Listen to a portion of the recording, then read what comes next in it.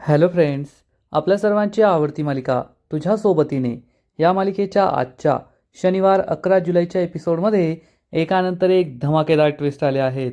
आजचा एपिसोड खूप भारी होता. मग नेमकं घडलंय तरी काय हे जाणून घेण्यासाठी हा व्हिडिओ शेवटपर्यंत नक्की पहा. फ्रेंड्स, आजच्या एपिसोडच्या सुरुवातीलाच नुपूर आणि मल्हारने त्यांच्या ऑफिसमध्ये प्रेस कॉन्फरन्स बोलवलेली असते. परंतु हे सगळे पत्रकार नुपूरलाच भेकड म्हणत असतात. नुपूर अशी आहे तशी आहे असं बोलत असतात. आणि मग नुपूर या सगळ्या पत्रकारांची चांगलीच बोलती बंद करते आणि या सगळ्या पत्रकारांना जाब विचारते, जेव्हा माझ्यावर आरोप लागले होते तेव्हा तर तुम्ही सगळे न बोलवताच आला होतात, माझ्या घरपर्यंत पोहोचला, माझ्यावर नाही नाही ते आरोप लावले, पण जेव्हा मी निर्दोष सिद्ध झाले तेव्हा तुमच्यातील एक जण तरी आला का? आम्हाला उलट तुम्हाला बोलवावं लागलं, मग तुम्ही आलात. हे ऐकून या सगळ्या पत्रकारांची बोलतीच बंद होते.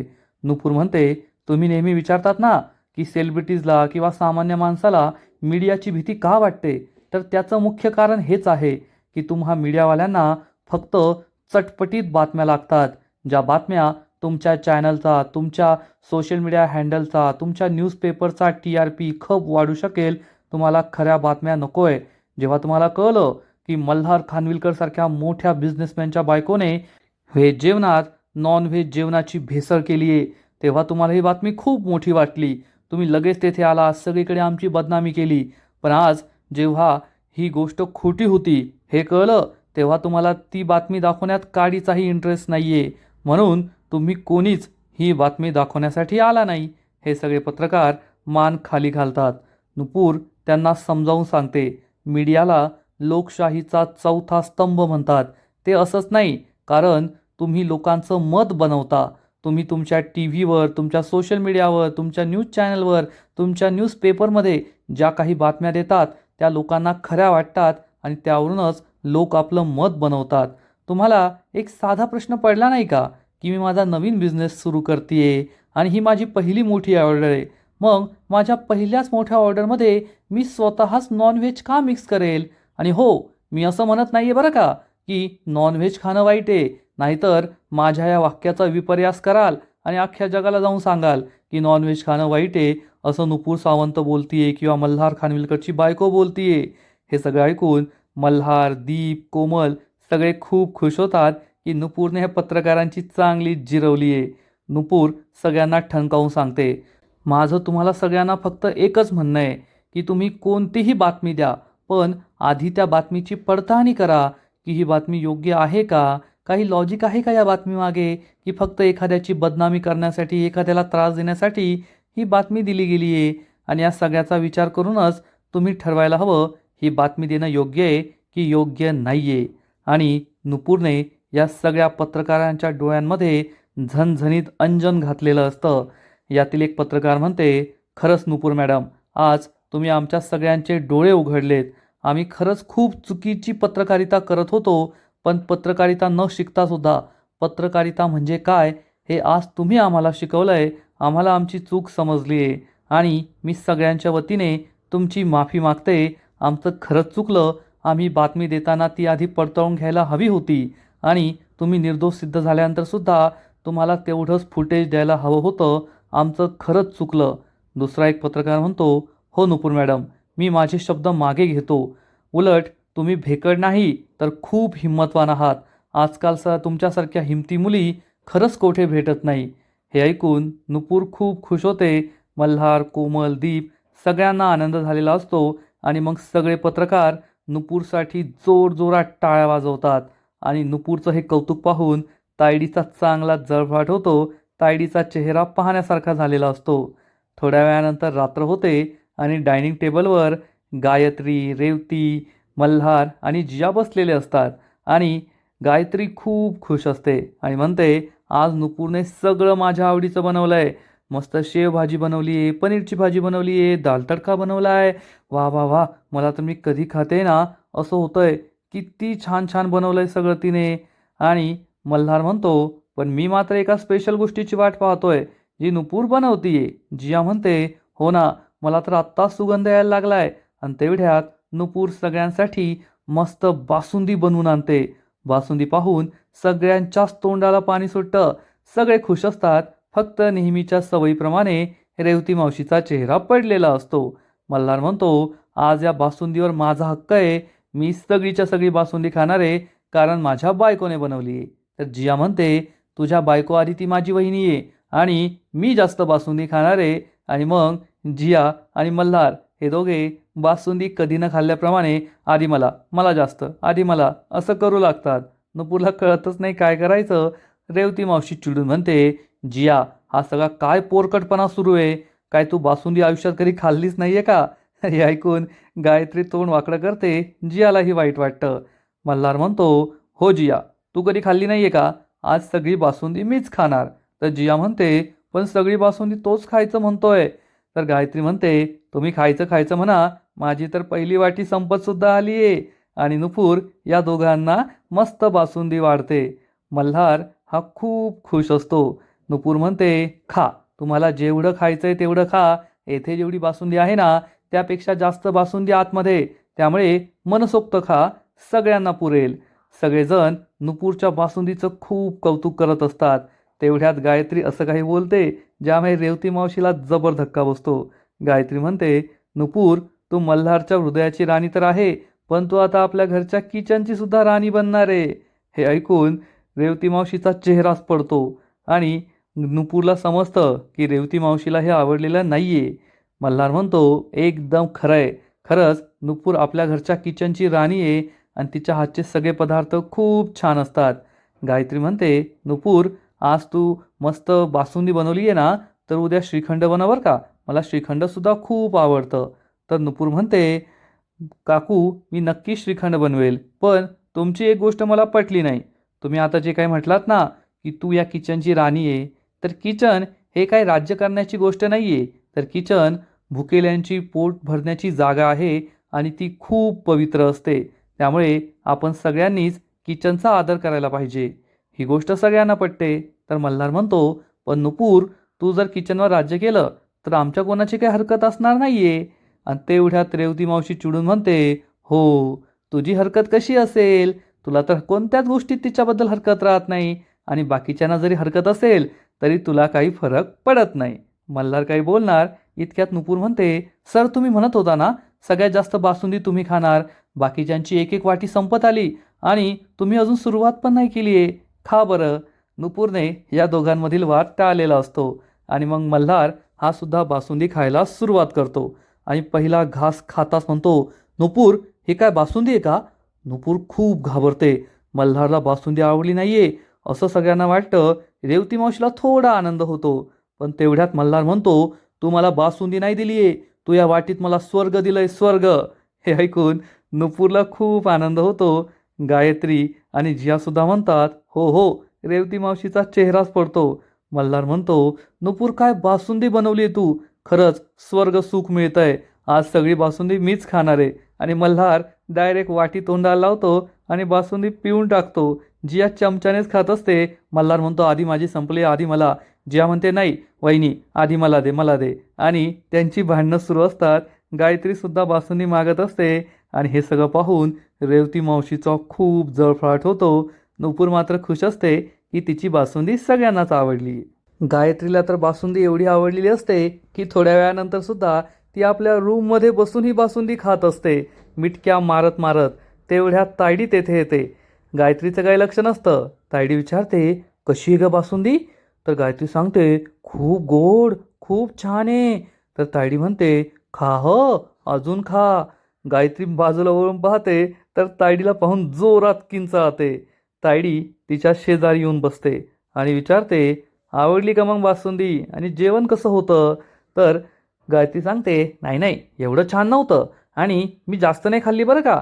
मी तेथे जेवताना नव्हती खाल्ली ना, म्हणून येथे घेऊन आले होते आणि ठीकठाक आहे, एवढी काही चांगली नाही आहे. गायत्री आधीच घाबरट आणि तिला तायडी आणखीनच घाबरवते आणि म्हणते, आई, तुला आवडली आहे ना, मग खा. असं कशाला खोटं बोलतेस की आवडली नाही? मला माहिती आहे ना किती वाट्या खाल्ल्यास तू. आणि खाऊन घे, खाऊन घे, यानंतर काय तुला नुपूरच्या हातचं खायला मिळणार नाहीये. गायत्री घाबरून म्हणते, म्हणजे तू मला काय ढगात पाठवते की काय? तर तायडी हसून म्हणते, काय आई, काय बोलतेस तू? अगं तू माझी आई आहे, मी तुला काय नाही करणार. मी त्या नुपूरला असं काहीतरी करेल की तुला तिच्या हातचं काही खायला मिळणार नाही. गायत्री खूप घाबरते. तायडी तिला म्हणते, फक्त तू एक काम करायचं, खाल्लेल्या मिठाला आणि गोडाला जागायचं. तर तायडीची आई म्हणते, हो जागायचं. तायडी म्हणते, नाही जागायचं. तिच्या हातचं मीठ खायचं, तिच्या हातचं तिखट खायचं, तिच्या हातचं गोड खायचं, पण तिचं कोणतं काम करायचं नाही, तिच्या बाजूने उभं राहायचं नाही. आणि आता इतकी छान बासुंदी खातीयेस तर स्माईल कर बरं, मी तुला भरवते. तायडीची आई खूप घाबरते, पण तायडी तिला अजून घाबरवते, स्माईल करायला सांगते. हे रडणारी स्माईल पाहून खरंच तुम्हाला खूप हसायला येईल. तायडी म्हणते, अगं माझी आई आहे ना तू, एवढी काय घाबरतेस, आणि मी तुला काही करणार नाहीये, माझी खादाड माऊ. असं म्हणून ती तिचे गालगुच्चे घेते आणि म्हणते, तू खा खा, आणि हसत हसत खा बरं. गायत्री कशी बशी घाबरत घाबरत खाते, पण तायडीचा वेगळाच प्लॅन सुरू असतो. एक प्लॅन फ्लॉप झाला, पण मी काही हार मानणार नाही, मी त्या नुपूरला काही सोडणार नाही, असा विचार तायडी करते आणि खूप खुश होते. इकडे मल्हार आपल्या रूममध्ये येतो, दरवाजा लावून घेतो. नुपूर तिची डायरी लिहित बसलेली असते. मल्हार पाहतो तर नुपूरने त्याचं झोपण्याचं अंथरूणसुद्धा टाकलेलं असतं. मल्हार म्हणतो, अरे वा, रोज नवीन नवीन स्टेप्स पार होत आहे. नुपूर त्याच्याकडे आश्चर्याने पाहून विचारते, असं का बोलताय तुम्ही. तर मल्हार बेडवर बसतो आणि नुपूरला म्हणतो, आज तू माझं अंथरूण टाकलंस ना, मी त्याबद्दल म्हणत होतो. नुपूर म्हणते, हो ठीक आहे. तर मल्हार म्हणतो, नुपूर तुला असं वाटत नाही का, तू हळूहळू माझ्या जवळ यायला लागली आहेस, एक बायको म्हणून तू सगळी कर्तव्य पूर्ण करतेस. तर नुपूरला हे बिलकुल पटत नाही. नुपूर म्हणते, सर असं काही होत नाहीये, तुम्ही ना उगाच गैरसमज करून घेता. मी फक्त तुमचं अंथरूण टाकलं याचा अर्थ मी सगळी कर्तव्य पूर्ण केली असं होत नाही. मल्हार म्हणतो, ठीक आहे, पण आज आहे ना मला तुझ्याशी खूप गप्पा मारण्याची इच्छा होतीये. बाहेर छान चांदणं पडलंय, मस्त आपण दोघे बसूया, गप्पा मारूया. मी माझ्या मनातलं तुला सांगतो, तू तुझ्या मनातलं मला सांग. तर नुपूर म्हणते, सर मला आहे ना खूप झोप आली आहे, उद्या सकाळी मला लवकर उठायचं आहे, त्यामुळे मला झोपायचं आहे. मल्हार म्हणतो, अगं पण म्हातारपणाची हीच तर आठवण आहे ना, आपण दोघे म्हातारे होऊ, मग माझे दात नाही राहणार, माझे केस नाही राहणार, पण या आठवणी मात्र आपल्याबरोबर राहतील ना. नुपूर चिडून म्हणते, म्हणजे हे सुद्धा तुम्हीच ठरवलं की तुम्हाला माझ्याबरोबर म्हातारं व्हायचं आहे, ते तरी माझं मला ठरू द्या. मल्हार म्हणतो, त्यात ठरवायचं काय आहे, आता आपण दोघे नवरा बायको आहे, मग आपण एकत्रच म्हातारे होणार, हे तर ठरलेलंच आहे ना. तर नुपूर चिडून म्हणते, मल्हार सर तुम्ही किती फिल्मी बोलताय, किती फिल्मी बोलताय, तुम्हाला कंटाळा येत नाही का. मला आहे ना खूप कंटाळा आला आहे. तर मल्हार म्हणतो, ठीक आहे, मी फिल्मी बोलत नाही, मी दुसरं काहीतरी विचारतो. ही जी तुझी डायरी आहे ना, या डायरीमध्ये एक पान फाटलेलं आहे, ते पान का फाटलं आहे ते तू मला सांगू शकतेस का. हे ऐकून नुपूर खूप घाबरते आणि म्हणते, सर तुम्हाला एका दिवसात किती रंग पाहायचेत, लाल रंग पाहायचा आहे का माझा. मल्हार म्हणतो, नाही नाही, तुम्हाला कोणताच रंग नाही पाहायचा आहे. आणि नुपूरही झोपते. मल्हारसुद्धा त्याच्या बाजूला जाऊन झोपतो आणि नुपूरला चिडवण्यासाठी म्हणतो, तसा मला गुलाबी रंग मिळाला तर आवडेल.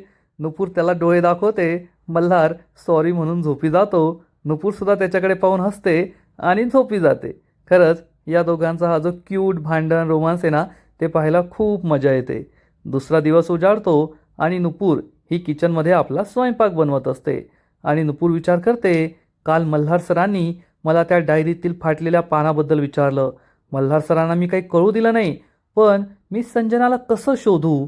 या नवीन बिझनेसच्या नादात मी संजनाला शोधायचं विसरूनच गेले होते, पण माझ्याकडे कोणता क्लूसुद्धा नाही आहे ना. एक पत्ता मिळाला होता, त्याचासुद्धा काही फायदा झाला नाही, तेथे संजना नव्हतीच. आणि तेवढ्यात जिया तेथे येते आणि म्हणते, वहिनी पाहिलंस का, कालची तुझी प्रेस कॉन्फरन्स किती व्हायरल झाली आहे, सगळे लोक तुला सपोर्ट करताय. ही ना सोशल मीडियाची पॉवर आहे. आणि तेवढ्यात नुपूरला एक आयडिया सुचते. नुपूर म्हणते, जिया सोशल मीडियाची पॉवर, आणि या पॉवरच्या मदतीने आपण त्या संजनाला सुद्धा शोधू शकतो ना. जिया म्हणते, काय यार वहिनी, अजून तू संजनावरच अडकली आहे का, कशाला शोधायचंय त्या संजनाला. तर नुपूर म्हणते, मला शोधायचंय. जिया मी तुला सांगितलंय ना, संजनाला शोधणं खूप महत्त्वाचं आहे. माझ्या आणि मल्हार सरांच्या नात्यासाठी आमचं नातं पुढे जाईल की मागं येईल हे ठरवण्यासाठी जिया त्या संजनाला शोधणं खूप महत्त्वाचं आहे, आणि प्लीज तू माझी मदत करशील का. जिया म्हणते, वहिनी जर असं असेल ना तर मी तुला मदत नक्की करेल. चला आपण तिला सोशल मीडियावर शोधूया. तर नुपूर म्हणते, नाही येथे नको, येथे कुणीही येत असतं. त्यापेक्षा तू तुझा लॅपटॉप घेऊन गेस्ट रूममध्ये ये. तेथे आपण शोधूया, म्हणजे कोणाला काही कळणार नाही. जियाला हे पटतं आणि जिया म्हणते, ठीक आहे. जिया आणि नुपूर गेस्ट रूममध्ये निघून जातात आणि तायडी ही बाहेरच प्रेस कॉन्फरन्स पाहत बसलेली असते. नुपूर पत्रकारांशी कसं बोलली हे सगळं ती पाहत असते आणि तेवढ्यात नुपूर तेथून गेस्ट रूममध्ये जाणार तर तायडी तिला थांबवते आणि म्हणते, नुपूर पाहिलंस का, सगळीकडे कसा तुझा उदो उदो होतोय. चांगलं शब्द भांडार आहे तुझ्याकडे. त्या पत्रकारांची सुद्धा बोलती बंद केली. खूप छान. पण नुपूरला या तायडीच्या तोंडी लागायचं नसतं. त्यामुळे नुपूर जाऊ लागते तर तायडी तिला थांबवते. नुपूर चिडून म्हणते, मॅम, मला तुमच्या तोंडी लागण्याची बिलकुल इच्छा नाही आहे. माझा मूड चांगला आहे, सकाळी सकाळी मला चांगलाच राहू द्यायचा आहे. तायडी म्हणते, घाबरलीस का तू? नुपूर म्हणते, तुम्हाला एव्हाना कळायला हवं होतं, मी तुम्हाला घाबरत नाही. तर तायडी म्हणते, अगं घाबरलंच पाहिजे, कारण मी सुद्धा सागरिक आहे आणि मला घाबरलीस तर तू खुश राहशील आणि तुझं नुकसान व्हावं हीच माझी इच्छा आहे. नुपूर विचारते, तुम्हाला असं का वाटतं की माझं नुकसान व्हावं? रात्रंदिवस तुम्ही तोच विचार करता आणि माझं नुकसान झालं तर तुमच्या भावाचं नुकसान होईल, त्याला वाईट वाटेल, राग येईल, त्रास होईल, असं तुम्हाला वाटत नाही का? एक बहीण म्हणून तुम्ही स्वतःच्याच भावाला त्रास देताय. तर तायडी म्हणते, मला काय वाटतंय, कशासाठी वाटतंय याचा विचार आहे ना, तू बिलकुल करू नकोस, तू तुझं पहा. तायडी ही खूप चिडते. नुपूर म्हणते, त्यामुळेच मला तुमच्याशी बोलण्याची इच्छा होत नाही, कारण तुम्हाला फक्त मला त्रास द्यायचा असतो आणि मला तो त्रास सहन करायचा नाही आहे. तुम्हाला जे करायचं ना तुम्ही ते करा, परंतु मला माझं काम करू द्या. तर तायडी म्हणते, काय काम? तू या घरात कशासाठी आली आहेस हे मला चांगलंच माहिती आहे. तर नुपूर सांगते, ते मी तुम्हाला सांगितलं आहे. तायडी म्हणते, ते तर वरवर सांगितलं आहे, पण तुझ्यासारख्या गरीब मुलीला या खानविलकरांची प्रॉपर्टी, संपत्ती, पैसा हे सगळं हवं आहे ना, म्हणून तू आली आहे. आणि तू तर म्हणत होतीस माझं मल्हारवर प्रेम नाही आहे, असं तसं. मग मल्हारच्या बेडरूममध्ये का गेली? कारण तुला माहिती आहे त्याच्या बेडरूममध्ये घुसल्याशिवाय तुला आपल्या पारड्यात आणता येणार नाही आणि मग त्याची संपत्ती तुला मिळवता येणार नाही. तुझ्यासारख्या मुली ना श्रीमंत माणसांच्या बेडरूममध्येच आधी जातात आणि मगच त्यांना जे हवं आहे ते सगळं मिळवतात. नुपूरला खूप राग येतो. नुपूर चिडून म्हणते, मी फक्त माझ्या कामात लक्ष देते, तोपर्यंत तुम्ही ठीक आहात. ज्या दिवशी मी प्रत्येक गोष्टीत लक्ष द्यायला लागेल ना, त्या दिवशी तुम्हाला खूप त्रास होईल, एवढं लक्षात ठेवा. त्यामुळे माझ्या वाटेत अडव्यात जाऊ नका, असं म्हणून नुपूर पुढे जाऊ लागते. तेवढ्यात तायडी आपला पाय पुढे करते. नुपूर पडणार तर तायडी तिचा हात पकडते आणि तिला सावरते. नुपूरला खूप राग येतो. तायडी म्हणते, पाहिलंस का, माझ्या वाटेला गेलीस तर अशी तोंडावर आपटशील. नुपूर म्हणते, मी स्वतःला सावरलंय, पण तुम्ही जर माझ्या वाटेला गेला तर तुम्हाला सावरणारा कुणी नसेल, एवढं लक्षात ठेवा. असं म्हणून नुपूर तेथून निघून जाते. तायडीला खूप राग येतो. तायडी म्हणते, हे तुझे बोल बच्चन आहे ना, तुझ्यावर असे उलटवणार ना मी की तू नेहमी लक्षात ठेवशील की कुणाच्या तोंडी लागत होती. सागरिका खानविलकर आहे मी.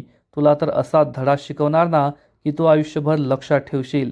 असा विचार करून तायडी खूप खुश होते आणि आजचा एपिसोड येथेच संपतो.